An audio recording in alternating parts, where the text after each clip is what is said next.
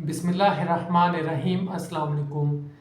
तीफी but के बहनोई Javed but के कातलों के बारे में मैंने आपको बताया था। पुलिस ने कैसे कैसे इन्वेस्टिगेशन की और उसके बाद पुलिस ने मुलजिमों को पकड़ा, जिसके अंदर एक अज़हर नामी शख्स था जिसको पकड़ा। उसके अलावा उसके साथ एक इलियास नामी शख्स था।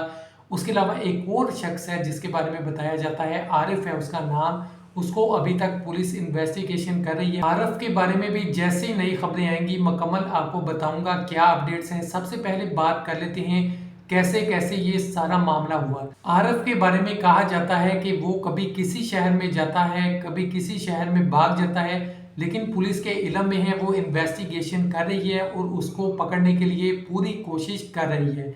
अब सबसे पहले बात करते हैं कि अजहर को पुलिस ने गिरफ्तार किया, उससे इन्वेस्टिगेशन हुई और क्या क्या बातें उसने की हैं, किसने ये सारा काम करवाया, कैसे कैसे किया, मुकम्मल आपको बताऊंगा।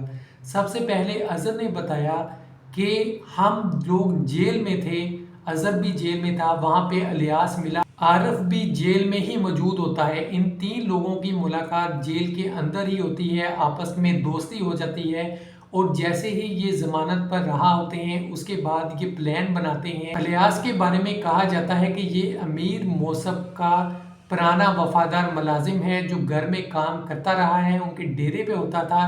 उसके बाद इसी ने मलवाया इलियास को और अजहर को, इसी ने मलवाया अमीर मौसम से और अमीर मौसम के साथ इन्होंने प्लान बनाया सारा। अमीर मौसम ने इनको कहा कि आपको 5-5 लाख एडवांस में दिया जाएगा और एक एक घर दिया जाएगा जिनकी मालियत बताया जा रहा है 10 करोड़ के करीब है।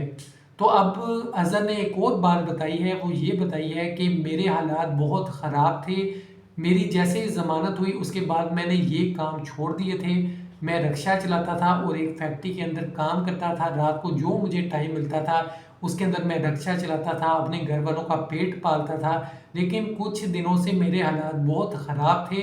मुझे ये आरफ मिला, इसने मुझे सारा कुछ बताया कि ऐसे ऐसे करना है, इसके बदले में तुम्हें एक घर भी दिया जाएगा। मेरे पास घर भी नहीं था, हालात बहुत ख़राब थे, तो मैंने मजबूरन ये काम किया है। मैं उनके साथ फिर चल पड़ा। उसने और भी बातें बताई कि एक रिक्शा हमने इस्तेमाल किया, मोटरसाइकिल इस्तेमाल किया। जैसा कि मैंने आपको शुरू के अंदर बताया था कि पुलिस ने इन्वेस्टिगेशन की है, सीसीटीवी के अंदर देखा है, तो वहाँ पे नज़र आता है एक रिक्शा भी, मोटरसाइकिल सवार भी नज़र आता है, इनका भी कोई मामला नज़र आता है।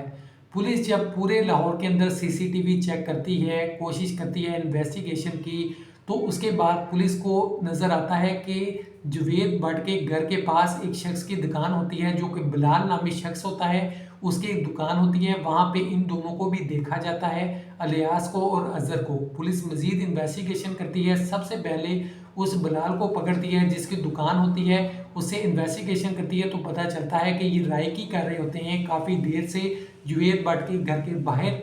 हर चीज़ का ख्याल रख रहे होते हैं कि जवेद भट्ट कब बाहर आते हैं, किसके साथ जाते हैं, क्या क्या उनकी टाइमिंग है, उनके पास असला होता है, मुलाजम होते हैं। इन सारी चीज़ों की रायकी उन्होंने बहुत पहले से कर रखी थी। पुलिस आहिस्ता आहिस्ता इन्वेस्टिगेशन करते हुए अजहर को गिरफ्तार कर लेती है और इलियास जो है उसके बारे में भी कहा जाता है कि उसको भी गिरफ्तार किया है, लेकिन जो आरफ है वो गायब है, वो नज़र नहीं आ रहा कि कहाँ पे है। मजीद अजहर ने बताया कि हमें अमीर मौसम ने कहा था और वो प्लानिंग के तहत कुछ दिन पहले दुबई चला जाता है और उसके बाद ये वाक़या पेश आता है। सारा काम एक प्लानिंग के तहत हुआ है। मजीद पुलिस इन्वेस्टिगेशन कर रही है, हर तरह से इस केस को देखा जा रहा है कि कहाँ पे क्या चीज़ हो रही है। ये तो नहीं है कि ये सब झूठ बोला जा रहा है, अगर सच है तो ये किस किस ने करवाया है, कौन शामिल है, सारी चीज़ों को देखा जा रहा है। मज़ीद जैसे जैसे नई अपडेट्स आएंगी इंशाल्लाह ताला आपके साथ शेयर करूँगा। अपना बहुत सा ख्याल रखिएगा। खुदा हाफिज़।